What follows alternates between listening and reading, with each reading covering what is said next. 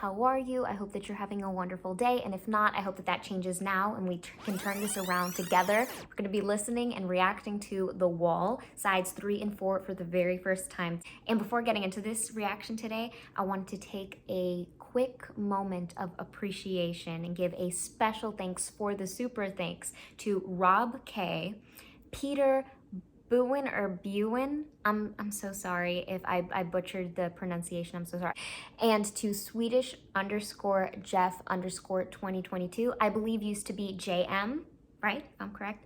Thank you three so much. Thank you for contributing to this amazing community we've formed here and for being so good to me. I don't deserve you. We're going to be starting off with song number 1 on side 3, which is Hey You, and we're going to give this a full-on undisturbed listen all the way onto the very last song, and then we'll listen to it back again.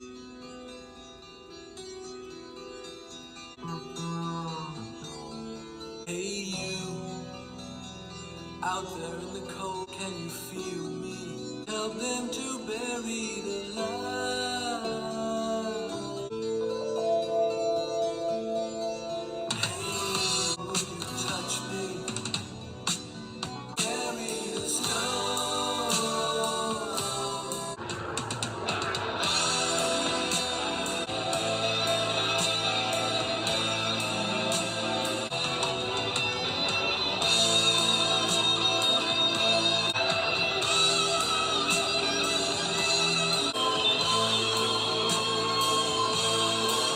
But it was only fantasy.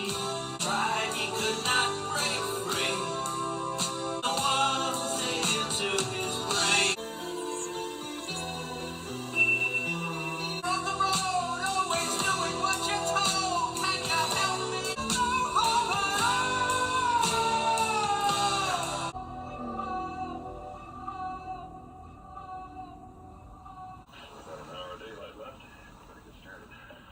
Safe to travel at night? Thank you for everything. Is there anybody out there?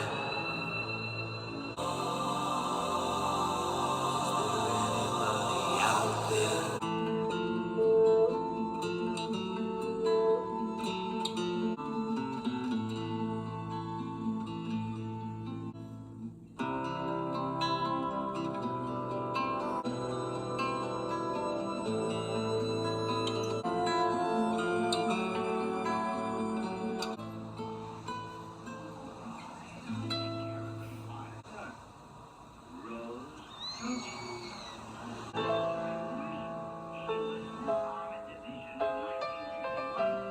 I've got a little black book with my poems in. But I'm a good dog, they blues. I've got 13 channels of observation. When I try to get through, there'll be nobody home. And the inevitable pinhole birds on a chain. Got a grand strong urge to fly. I know where to fly to, fly to, fly to.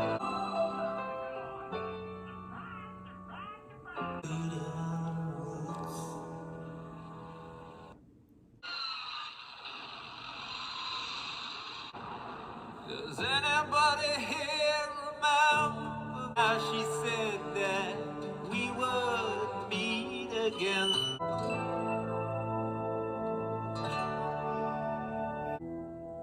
Vera, what has become of you? Else in here feel the way I do.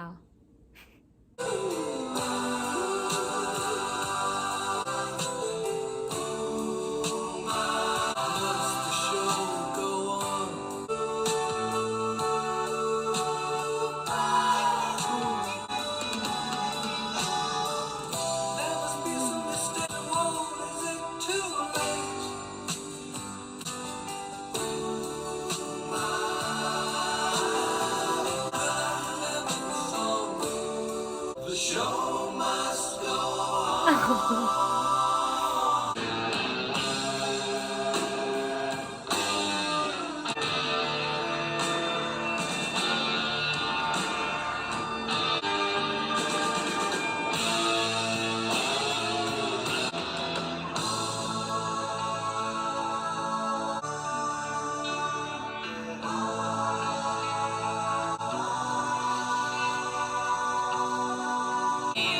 the warm thrill of confusion. I got some bad news for you. Find out where you friends really stand.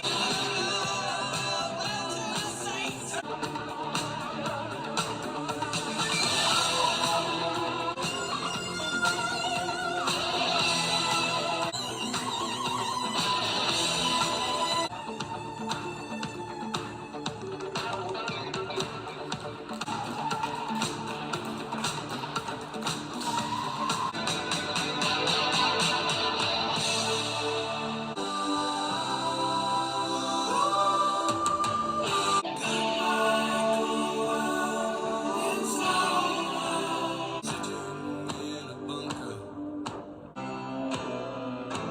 waiting for isolation.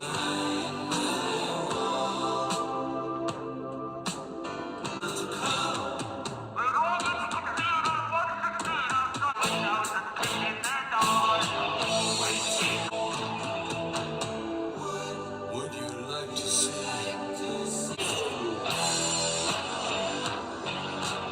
All you need to do is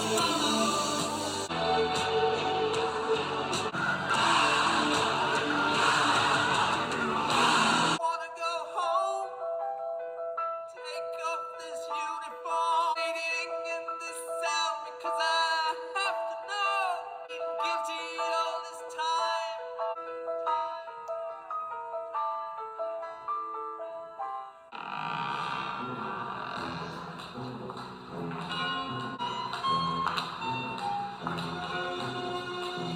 The crowd will plainly show the prisoner around stand. Human nature.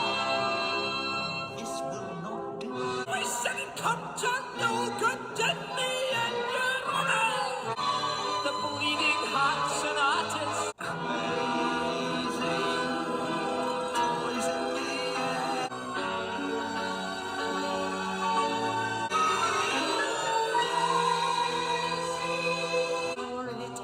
Now I hope they throw away the key. Had to go your own way. Have you broken any home? Come to mother and honor. Let me take him home. There must have been a dawn.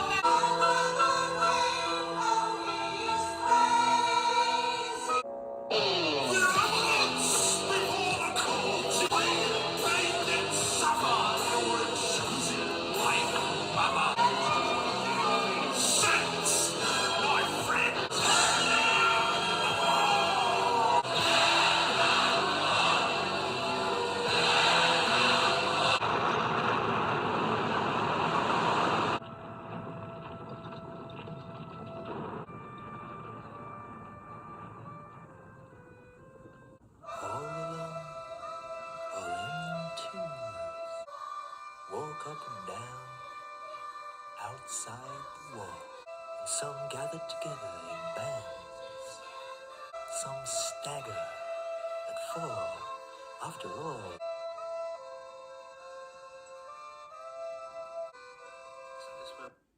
So many emotions, so many thoughts and feelings, and all of a sudden I went blank. I don't even know where to start. I don't know how to start touching on everything. That was amazing. First of all, you know, it was no competition between part one and part two, right? I wasn't going into this wanting to choose a favorite, but I have one. I have a favorite. I think sides 3 and 4 win. That's saying a lot because those were already wonderful. They didn't need to get better. And for some reason, this just took everything to a whole other level. This was just astronomically mind-blowing in the way that they were able to reuse and recycle elements that they use throughout each song and present them in new ways every time, as if every time the same element is introduced in the next song, it's introduced to serve a different purpose. For example, whenever there's a choir or there's that more operatic delivery in the vocal, the head voice, the more as opposed to the more chest belty tone, sometimes it's used to symbolize this childlike innocence, and then sometimes it was used to portray a celestial, otherworldly, larger-than-life feeling, and then sometimes it was meant to convey a classical, regal, very jocoso feeling. There were moments where I completely forgot that we were doing this video together, and I just got lost in the world of each song. Like, one song would just take me out and I would have to bring myself back because I would feel like I was present with whatever was going on, with the setup that the instruments had created in my mind. And I know a lot of you have told me that in order to have a context for the music to watch the movie and then listen back. But there were moments where I felt like I was watching a movie, where I'm telling you right now, I have visual memories with this album already. I felt like this was a completely not only auditory experience. And there were so many things that I want to talk about. There was this sort of downward transcending motion that added so much. Oh, and there was so much bass activity, and the bass in these two sides was booming, especially in side 3, especially at the very beginning. I felt like the bass just elevated this experience. Let's go back to song number 1 on side 3, Hey You.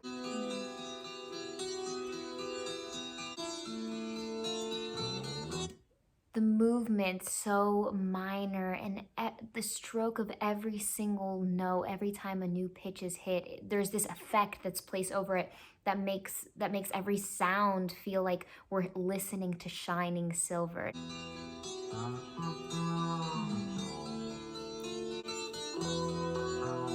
And then I feel like that bass and those low notes bring this richness that's like a low humming boom.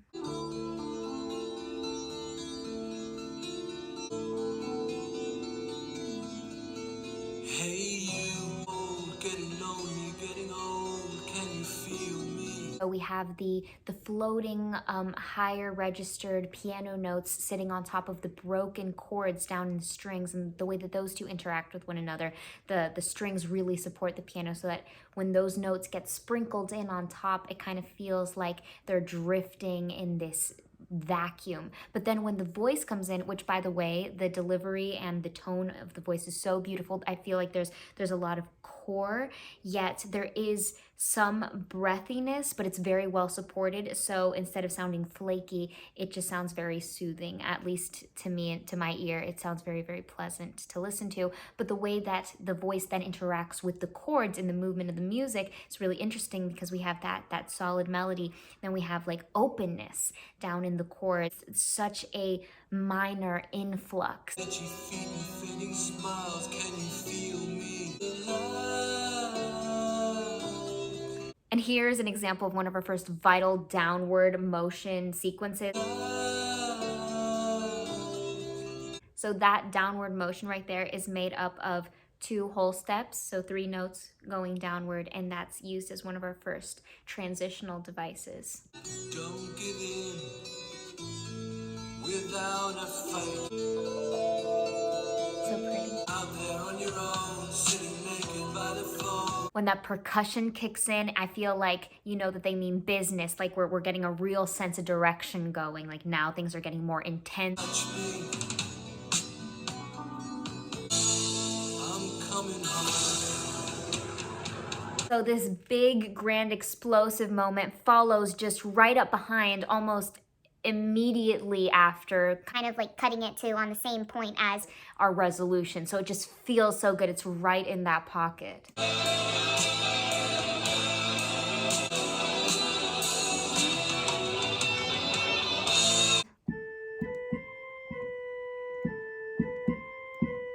And that little motif is like what's driving this intense section right here. But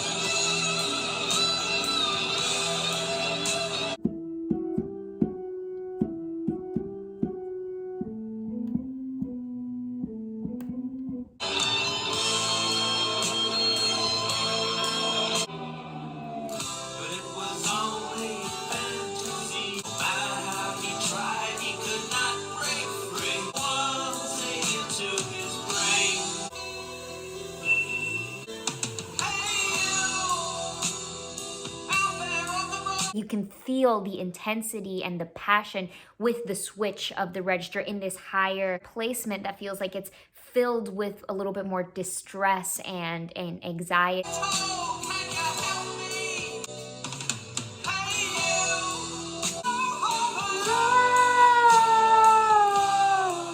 That's yet another example of the little theme that we found, that reoccurring downward motion that seems to be so vital in this second half of the album. So high up, so it's similar, you know, mimicking pitches that happened before, but now it's higher up, so much more difficult to execute for anyone, especially a male vocalist, and he executes it so perfectly. He's able to hit every pitch in all the slides. The slide is executed so well. All the pitches are hit perfectly in the center of each note, and just marvelous. Magic happens. We stand divided with love. And number 2 we've got Is Anybody Out There?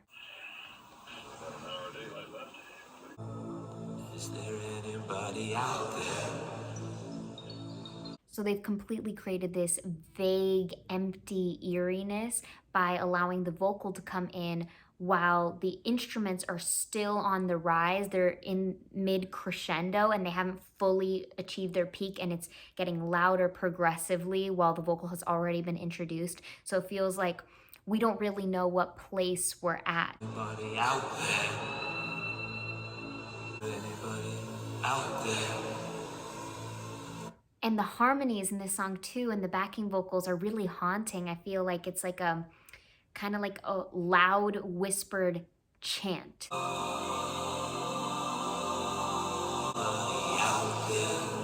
Those beautifully, perfectly executed harmonies felt spine tingling and eerie because of their excellent delivery, but because of the way that some of the pitches kind of clashed as they sliced past each other.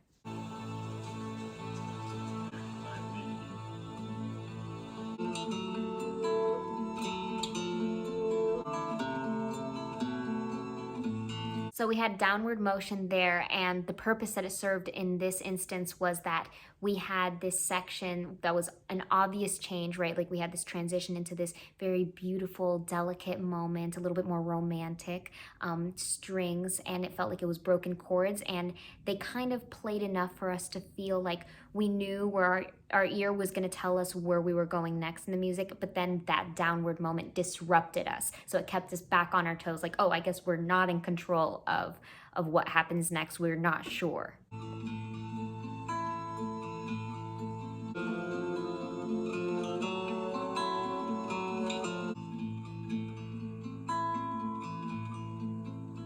Beautiful, mysterious sound brewing at the base.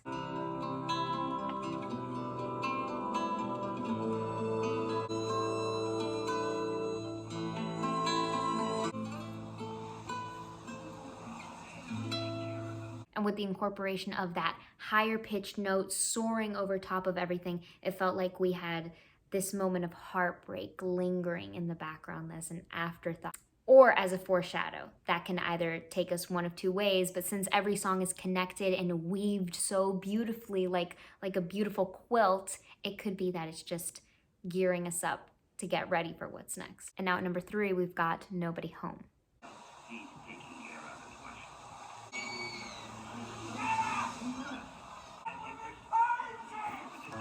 Okay, so far, what it feels like is happening is that there's some sort of television or a radio that's turned on, and we're listening to whatever the people of the house are listening to. And there's real world going on at the same time, where it sounded like a horse neighing, or possibly some child screaming, or someone screaming. And we can hear like a conflict going on in the real world at the same time. What's going on in their television or their radio is being turned on, some sort of entertainment. Beautiful.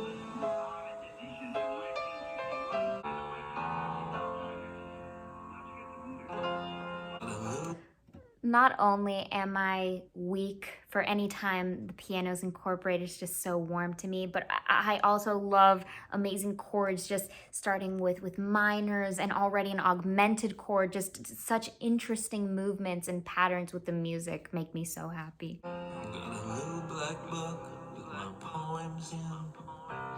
Got a toothbrush and a comb. Okay, I noticed that also the first time around, that radio or television, whatever, starts mimicking the voice. It changes from whatever was going on before, the scheduled programming, right? And to once the vocal starts, that's what the radio or the television act as an echo to. It repeats. So it's just this like mind-blowing experience, like what just happened. These two worlds kind of collided. I'm a good dog, they sometimes throw me a bone.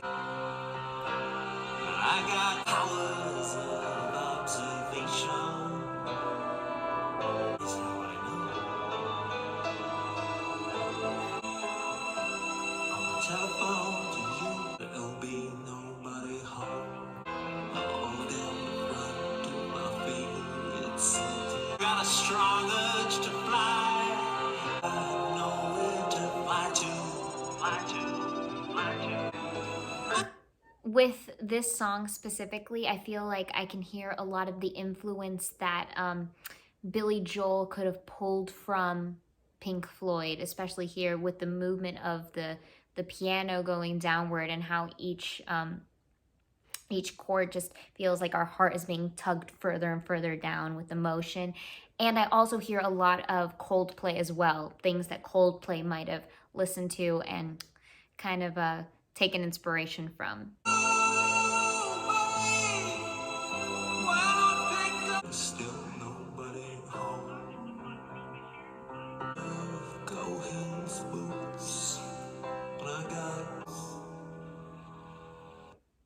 Oh, and there at the end, I just realized it also reminds me a little bit of that Creep song, the I'm a creep, I'm a weirdo. That kind of feels like that in a way. En el puesto 4 tenemos Vera, pero no Vera, Vera.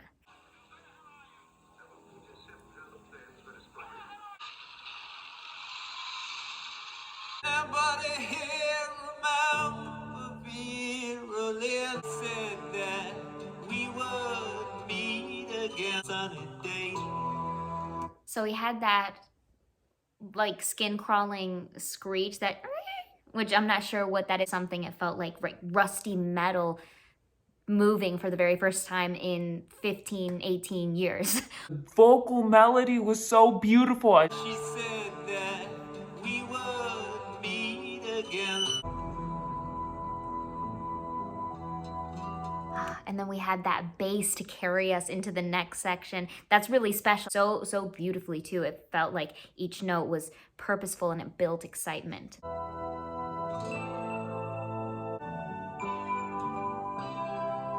Vera, Vera, what has become of you? Feel the way I do. Moving right along, we've got a number 5. Bring the boys home. Bring the boys back home. So we pick right back up where we left off.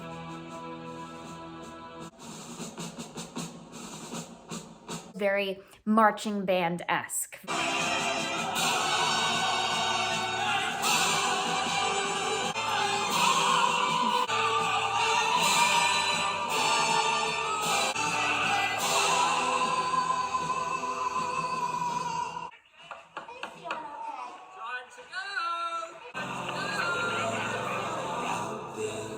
I don't know why, but that one is so unsettling to me. It gives me this weird panicky feeling. I guess perhaps it was intended with the repetition of the spoken part. Don't give me an existential crisis right now. Our last song on side 3 is Comfortably Numb. We haven't gone over this song yet because we haven't touched that part of Paul McCartney's journey yet, and we will get there. But I had listened to the song Jet, and for some reason that opening note reminds me of the opening note in Jet, and I just want to check on that really quick to see that it's not just my imagination, because now it's been probably years since I've heard it. Okay, wait, okay, let's compare that. That's so cool and funny. Okay, all right, let's keep going. Is there anybody in there? Anyone home? There's something so circular in the motion of this song. It feels like a spiral, and I think even the vocal delivery helps push us in that direction. It feels like he's kind of messing with the weight of the words.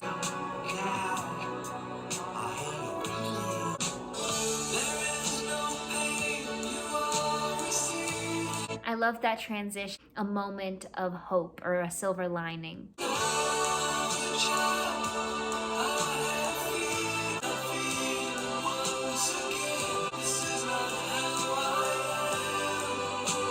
So even though I think of the organ at this point as a staple instrument and the sound that it creates as true Pink Floyd, however, the use of it in this song isn't typical Pink Floyd, at least not in my opinion. It feels like it exists as this brand new entity, and pairing with a lot of the orchestral elements that are existing in this song, it feels very bright.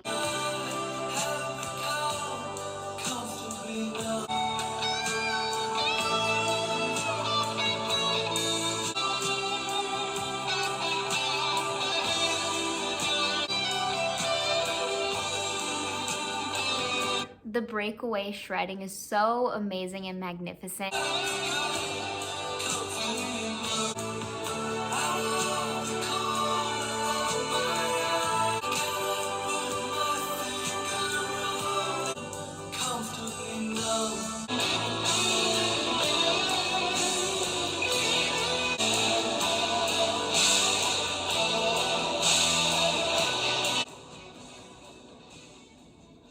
It feels like it's constantly evolving in a really, really interesting way. We have the few moments where it repeats, but it also feels like with the evolutions, it feels like we see a few elements that are able to shine at different times, and then we also get a few different duet moments. So we had right after that breakaway shred the first time, when the voice came back in before we went into the repeated verse 1 section again, so this time verse 2, we had a moment where the vocal was able to duet and pair up so magically and wonderfully with that guitar, and that was really interesting connection. And then after verse 2 and more towards the end, we see so much passion and so much fierce, fiery delivery in the way that the electric guitars then pair with the percussion and pair with the banging of the drum. Moving on to side Cuatro. This is our last side. We've got number 1, The Show Must Go On.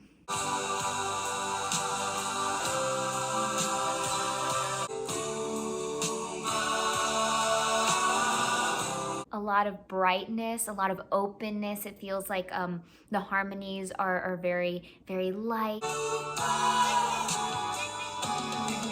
So there we have a moment where our major is disrupted and we're given that really interesting, spicy change.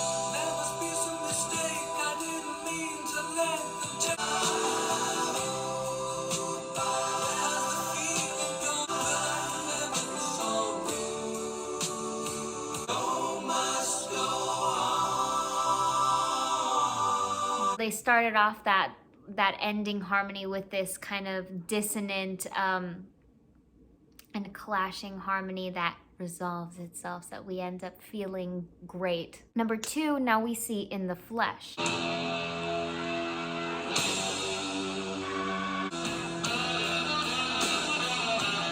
Rock and roll, love a good little drum rumble, the drrr.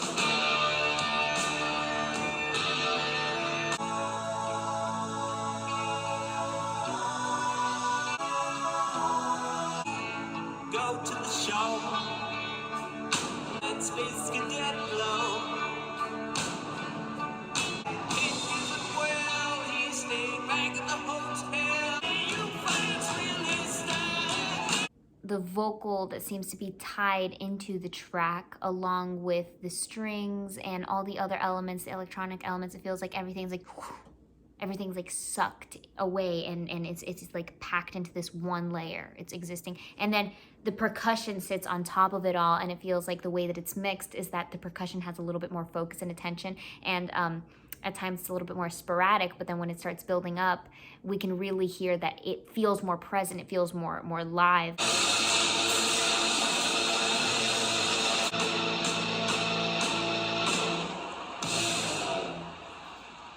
They know how to deliver and stick quite a landing. Number 3 on side Cuatro is Run Like Hell.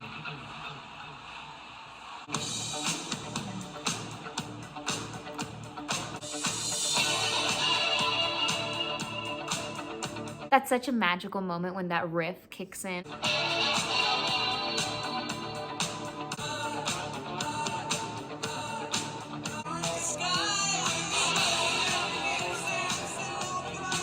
It just feels like basically the color green. It's just everything is green.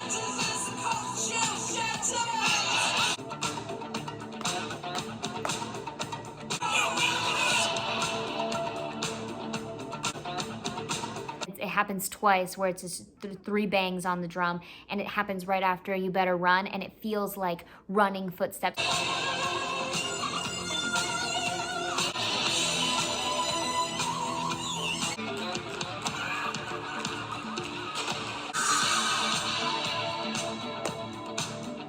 Even with such an upbeat and enjoyable tune to dance along to and the melody to just cling on to, there's still some elements that completely freak me out. El número 4 en el lado 4 tenemos Waiting for the Worms.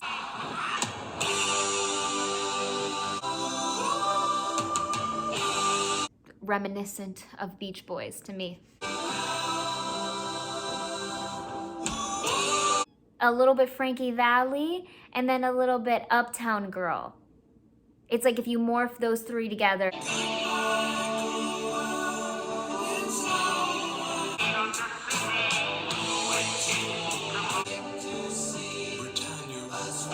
We have this smooth transition over into a more legato section where everything's a little bit more stretched out. Would you like to see?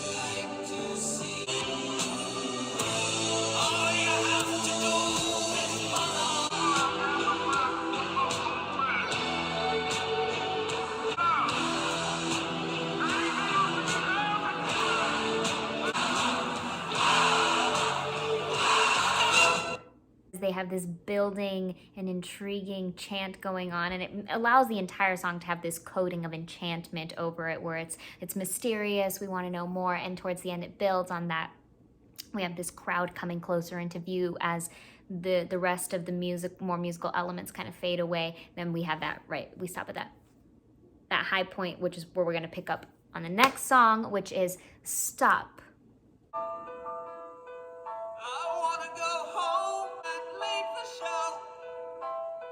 Stark contrast to what we just left in the last song. Have I been guilty all this time?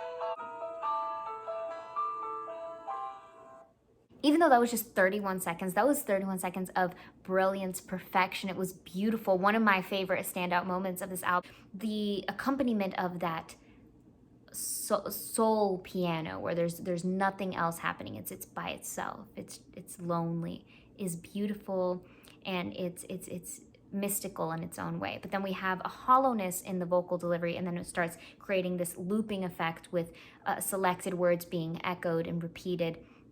And it comes back around to that kind of spiraling circular motion that Pink Floyd is so good at setting up and allowing us to be in, to revolve in. Moving right along, we've got The Trial.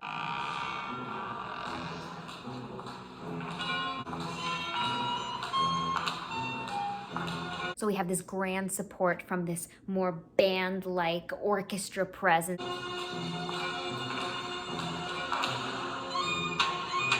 The crowd will plainly show the prisoner.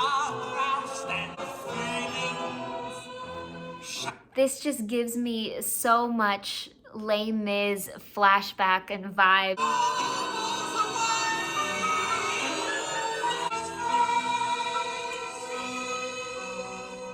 You can hear the character nature in each of the voices. It feels like not only is the singing done and executed so beautifully, but it's done with the exact intention that each voice is supposed to take on.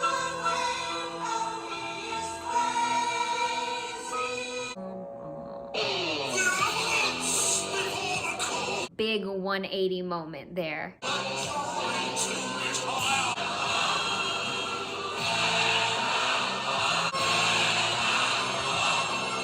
So it feels like there's this rebellion and this big protest happening, and if I'm listening correctly, I think they're saying tear down the wall.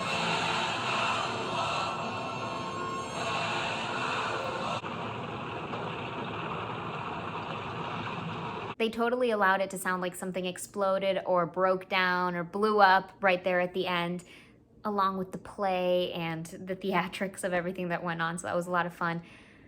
But we have reached the final song of the night, which is closing out our entire journey with Pink Floyd's The Wall, and I couldn't have come in at a better time after taking that unwanted, unexpected break.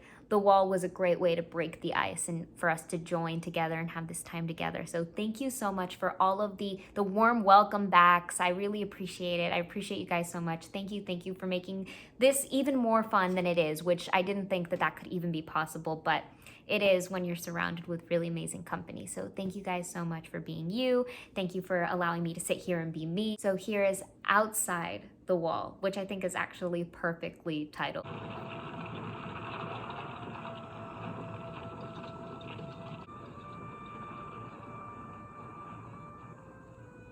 Something about that sweet little tune there just breaks my heart. It sounds like it's supposed to be happy, but it's actually kind of, it makes me kind of choked up.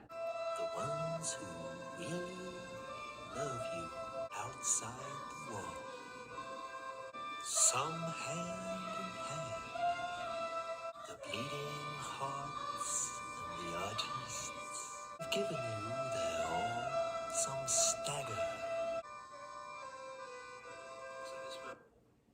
That one was really whimsical, the way that the spoken voice kind of had its delivery. It felt very, very bright, as if a book is being read to a group of children. Paired with the actual choir of childlike singers, it sounds like these really beautiful heavenly voices. And this was one of the instances that we actually talked about earlier, where a choir, or the head voice, the head register, delivery feels more innocent and it feels childlike, because it can sound so many different ways and they perform it in so many different ways.